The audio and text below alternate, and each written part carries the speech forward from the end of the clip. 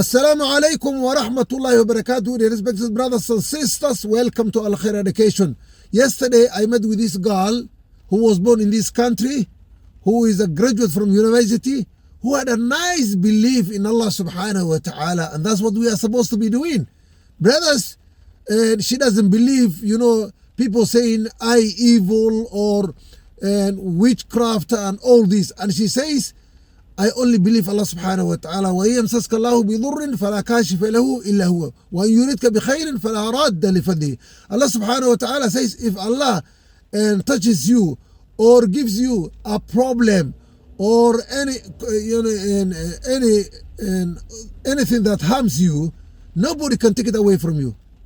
And if Allah subhanahu wa ta'ala gives you a goodness, health, education, children, wealth, nobody can take away from you except Allah subhanahu wa ta'ala.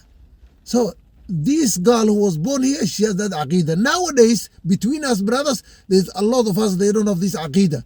They always say, there's an evil eye, there's a shaitan, somebody has done this to me. Forget about this, inshallah ta'ala. Brothers, trust in Allah subhanahu wa ta'ala. Walala sharaftala. Meel kasta joogtaa kusoo dhaada barnaamijka noola sharaftaa. Shalay waxaan la gulbay gabadhan Soomaaliyeed. Gabadha halkan ay ku dhalatay. waa gabar runta caqiidadeeda aad iyo aad mataqaana u fiican tahay. waxaan ku yiri su'aalan weydiiyay Soomaali kastoo arkaaya jirta. Su'aashaasaan weydiiyay. waxaan ku yiri adeer guriga aad ku jirtaan ma gadateen? Maya ay dhahday. hooyada aabaha ma gadeen? Maya ay dhahday. dalkii guriga ma kuleeyeen? hooyada aabaha waa kuleeyeen. laakiin anigu wadaadkaydu waa gabar la qabo laba carruur leh.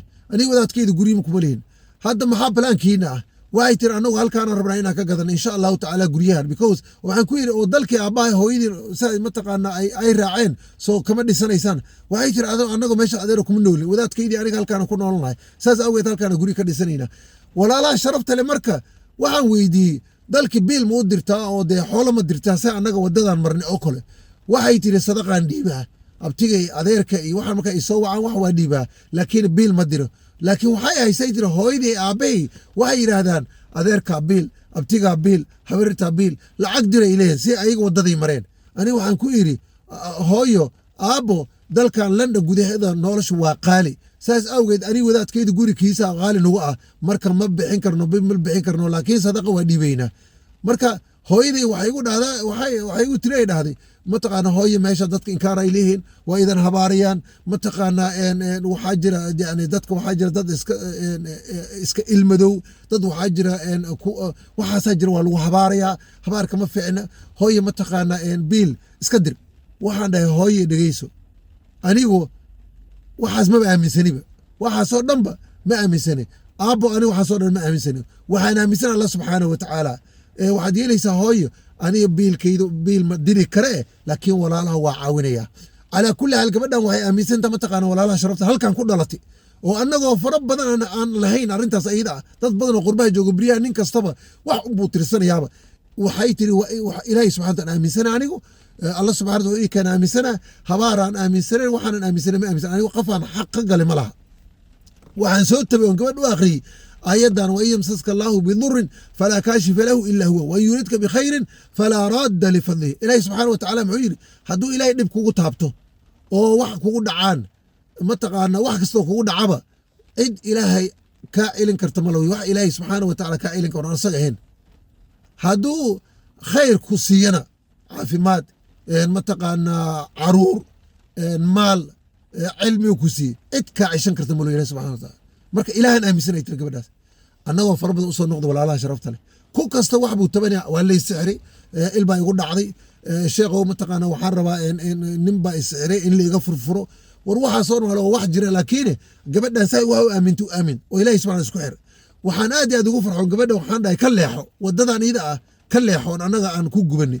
waa maxay igu tiri annagoo dadka annaga Soomaali dibadda joogna badanaa dalkii baan guri ka dhisnaa, laakiin wadada adeer haysa iyo wadaadkaada wada fiican waa adeer. waxaad yeelaysaan halkaan mustaqbal ka suubsada, gurigiina gato. marka waa gabar si fiican lagu soo tarbiyay. waxay tiri aabbahay hooyaday markas dalkayna geen jireen waa nugu xireen, dalka hooyaa nugu xireen, waa u tegi jirnay. marka aabbahay Allah u naxariistay, had waa dhintay, Allah u naxariistay. waxaa dhacday markii dalkii baan booqday, adeerka iyo abtiga iyo habarka aan u tagay. waxay yiraahdeen adigu lacagtii aabbaha noo soo diri jiray maxaa nooga jartay?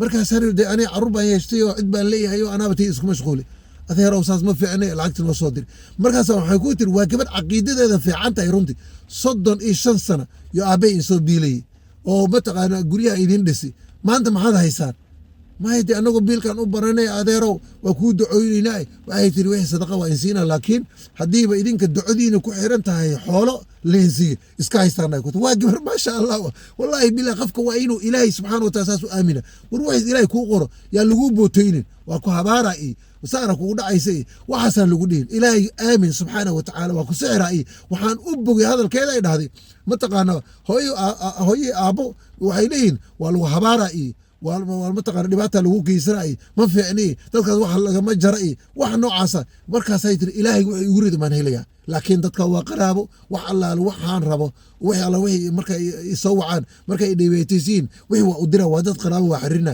laakiin hooyo raali noqdo biil annaga ma diri karo aniga wadaadkayda biil ma dirnay dhahad saasaan dhahay saas maasha allah sababtoo biilku waa lugooyo hadda hooyada aabbaha meeqay biilayna 35 sano aabay hadda waa dhintay 35 sano biilay ku maantana waxa mahayaan gacmaha iskursa anigaana eedan ku markaan caruurteena ku tarbiyayna walaalaha sharafta leh sadaqaha la dhiibo laakiin biilka nin caafimaad qaba oo gabar walaasha oo nin qaba oo dadkan wada caafimaad qaba $100 200 loo diraa lugooyo weeye waa lugooyo markaad adi dhimid ama xanuunsatay yaa u dirayo ha igula soo boodin ilaahay qabaan ilaahay waa qabaan laakiin asbaab aduu ilaahay kaaga dhigi asbaab usuubi oo mataqaana becsharo usuubi waxyar usuubi qaarkooda waxay u dhaheen becsharo usuubina waa kala kiciyeen waxay u kala kicina mataqaana adaa isku kahalaynaan because waxay ogyihiin biri inaad dukaan kale ama furaysa ama biil u diraysa marka ummaddeena u gargaarno ummaddeena lu goynin nin kasta meeshan caafimaad buu qabaa waa isdabari karaa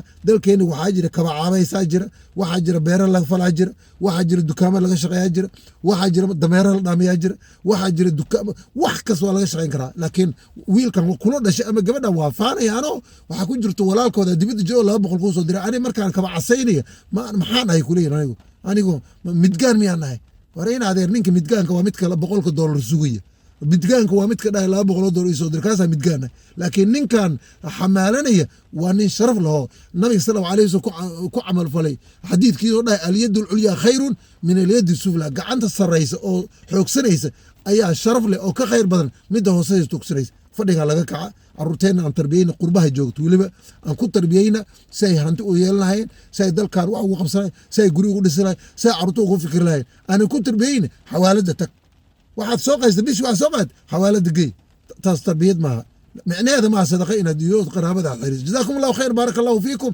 adeer waa ku salaamaya kuley aniga hadda kuma aqaana meelaa joogtayna ma aqaana hal mar baan kula kulmi salaam baad iga mudan tahay asalaamu calaykum waraxmatullahi wabarakaatu